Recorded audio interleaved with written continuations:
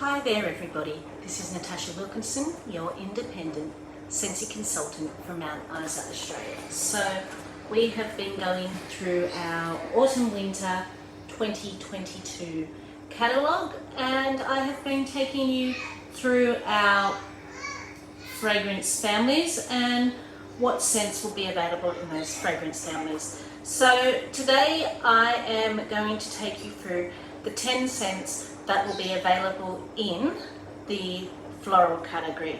So Scentsy described the floral category as fantasy to real life floral bouquets. Include notes like hibiscus, lilac, rose and franja. So for me, before I actually became a Scentsy consultant, in the summer, home fragrance for me was about a really nice rose candle or a really nice gardenia candle. I was very basic. Summer, I would pick a floral. Winter, I would pick a caramel or a basic vanilla. And Christmas time, I would pick a cinnamon scented fragrance. So I was very basic. It wasn't until I became a consultant that I started to explore all the other fragrances that were available. And the floral category was probably the one that I went to first when I first became a consultant, and I probably actually chose scents from the floral 2 years ago when I first became a consultant, because that was what I knew and that was what I liked. And to this day, floral along with fruity in summer tends to be probably my two favourite categories for summer, along with maybe a little bit of fresh. I am picky though with fresh. I either like it or I hate it, but I would say floral and fruity are my equal favourite to pick for summer when I'm warming in summer. And now I'm talking about an autumn-winter catalogue here in Australia. But I will take you through the 10 fragrances, what I think of them, whether I've used them, and then I will give you my favourite 6 pick, and then we'll talk about what didn't make it back into the catalogue from the previous autumn winter catalogue. So the first one I am going to talk about is Bora Blossom, and as you can see it's a purpley coloured wax, and it is get lost in a balmy combination of succulent island fruits and lush orchid balanced with a kiss of fresh green violet leaf. This to me is a tropical fruity floral. It's a sweet floral, but that fruitiness kind of really shines through in there, adding an extra sweeter depth. I actually haven't warmed a bar of this. I do know it's a current Bring Back My Bar in Region 1. And it's been getting great reviews. On cold, I'm really enjoying this smell. So for me, this would be very summery. I don't think I would warm it through winter, but I may pick up a bar or two while it's still quite hot here in Mount Isa. February, March, we still get quite warm weather here. I could see myself enjoying this. Performance-wise, it kind of smells like a mid-performer to me, so I don't know how well it would work in my open concept area. I think it would work really well though in some of my smaller areas. The next one we're going to talk about is Coconut Vanilla Orchid, and that is alluring orange zest, coconut milk and vanilla orchid. So this is coming across a little bit powdery, but I'm also getting that orange zest quite predominantly in here, which kind of brings that powdery floral note, a sugary candy-like smell is probably my best description of it. You get like this artificial candy, sugary. If you ever smelled a sour worm or one of those sour lollies, it's kind of reminding me of a sour lolly across a powdery floral note. I haven't warmed this, so I can't tell you what performance wise would be, but it smells again like it would be a mid-performer and quite decent. The next one is Forever Frangipani, and I have warmed this one. This is Fall for Frangipani Romance by Juicy Orange and Crisp Apple. So with this one, I was so hoping this would be a really nice scent memory for me. My father has a red frangipani tree and a white frangipani tree outside his home, and when they're blooming, the flowers smell absolutely amazing. When you break open the branches or the leaves, it has this white sap, which I'm not a fan of that white sap smell. Very gluey texture type thing. So when I smell this, I don't smell the frangipani flower. I smell that green white sap, which is kind of a little bit disappointing. It's kind of, to me, before the frangipani has become in full bloom and gained that beautiful depth and creamy sweetness, while it's still young and still quite green. And I think that might be that it does have that orange in it. I think that orange kind of turns me off the scent of Forever Frangipani as a whole, because it is giving you that tart, sour, gluey note that I get from the branches and the leaves rather than the flower itself. So the next one we're going to talk about is Green Tea and Jasmine, and it has been classified as a bestseller, and it is delicate jasmine and sweet pea strike a tranquil balance with freshly brewed green tea. So tea notes for me can sometimes come across a little bit bitter. So this, to me, that tea note in it kind of makes the jasmine in here smell more green than sweet. It doesn't come across bitter, but I have warmed it, and I would have to say it's okay. Not one of my favorites. If I had a bar, I would warm it without complaint. Just not one of my favorites. It is a little bit too green for me with that tea note. For me, when I think jasmine, I think sweet, not green. And I thought the sweet pea would have sweetened it too. So it's kind of, to me, a soft florally tea more than anything. The next one we're going to talk about is Hibiscus Pineapple. And Hibiscus Pineapple is hibiscus pineapple and a touch of sweet mandarin tell an enchanting tropical tale. So this is like an aquatic green tropical when I smell this. A little bit too green for me. I would have hoped that the pineapple would have kind of added a little bit more of a depth and sweetness, but I smell tropical, I smell aquatic, I smell slightly on the green note, and again, not one of my favorites, which is why I probably haven't gotten around to warming it, because I just don't really enjoy it on cold. For someone that says they love florals, I seem to be telling you I don't enjoy a lot of them. There are florals that I do enjoy, and then there are florals, if they are too green for me, I just, for some reason, can't gravitate towards them. The next one we're going to talk about is Honeymoon Hideaway, and it is this white coloured wax, and it is Escape to a Secluded Retreat of Dew-Kissed Lily, Tart Sweet Kiwi shaded by Coconut Palm.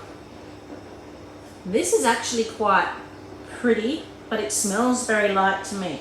I have purchased a bar, but I haven't got around to warming it yet. So it's saying dewy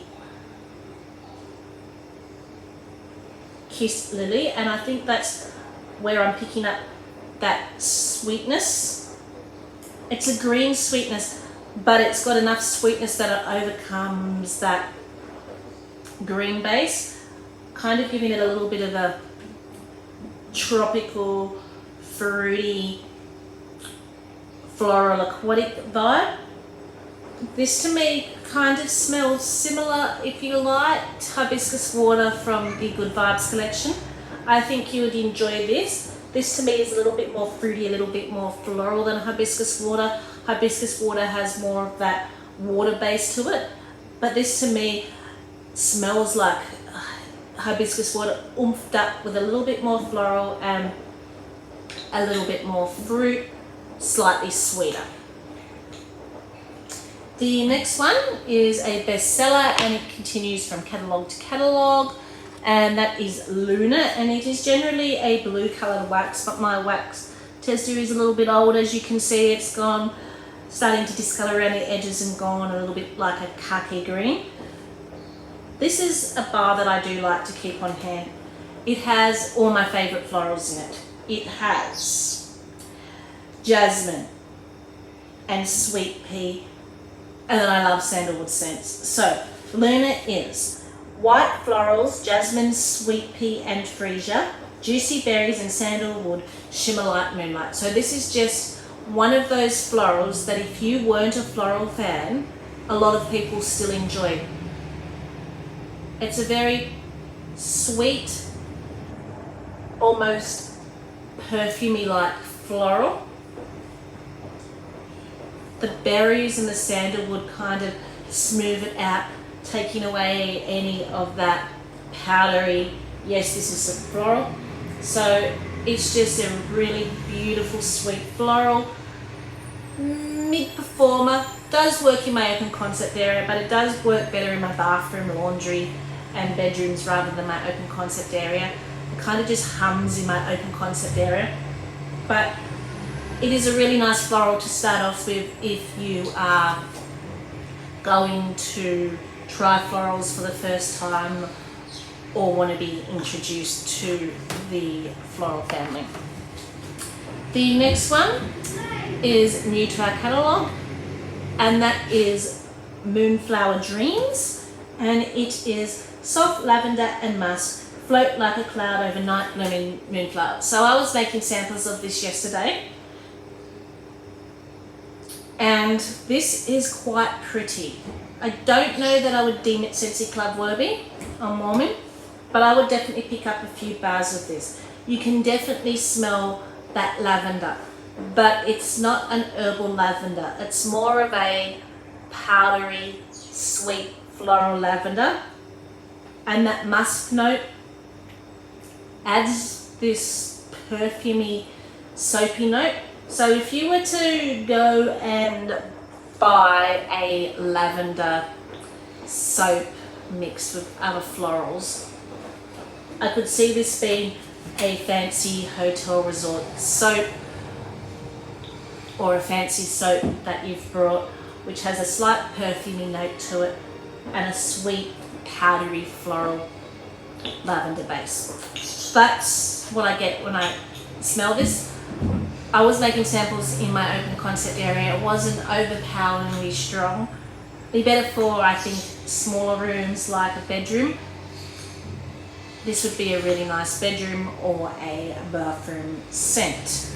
So the next one we're going to talk about is Sun-Soaked Petals, and it is actually a bestseller from when it was first introduced to us in the Autumn Winter Catalogue last season, which actually surprises me because this was one scent that was either a love it or I hate it smell, and I was on the I do not like it. I cannot stand it. On cold, I'm thinking, oh, this is a pretty bright floral, but on cold, on warm, I absolutely hated it. So, sun-soaked petals is newly opened daffodil petals, sunny currant and water mint flourish in the sun. And I think it was that combination of that currant and that water mint.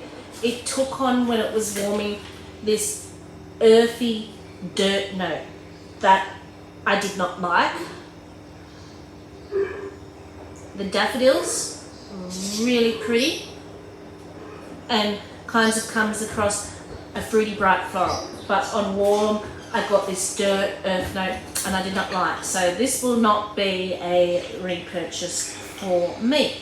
And the last one, I have brought a bar but I've not got around trying it yet, is sweet pea and vanilla, and that is an ambience of raspberries and sweet pea petals with vanilla.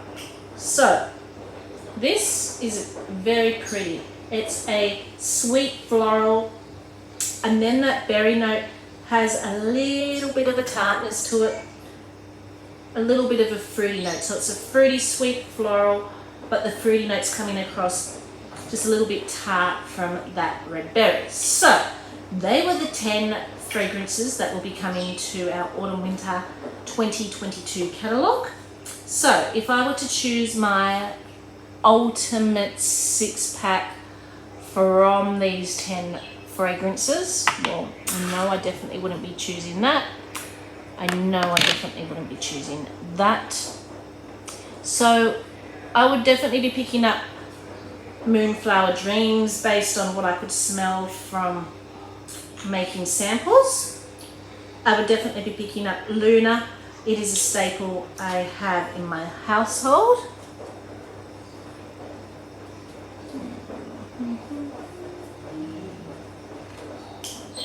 I would probably pick up a Bora Blossom. I haven't tried it, but I'm enjoying what I'm smelling from Bora Blossom. And I would probably pick up a Honeymoon Hideaway. Again, I'm enjoying what I'm smelling from Honeymoon Hideaway. I would pick up a sweet pea and vanilla. So that's 1, 2, 3, 4, 5. And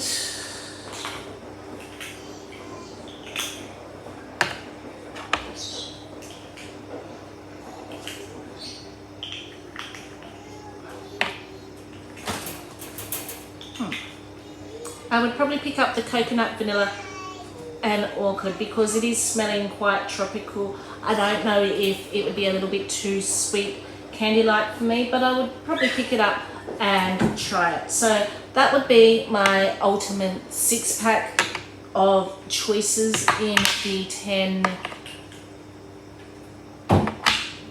of the florals. So let's quickly go into the floral section from 2021 of the autumn winter catalogue, last autumn winter, and talk about what's either leaving now or didn't make it back from this catalogue. So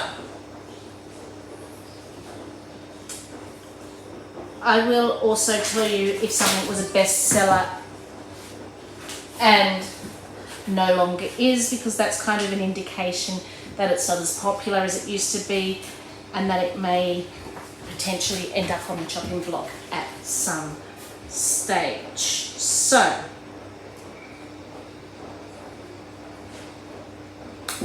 Hibiscus Pineapple is returning to the new catalogue, but it is no longer a bestseller. It was a bestseller in our last autumn winter catalogue.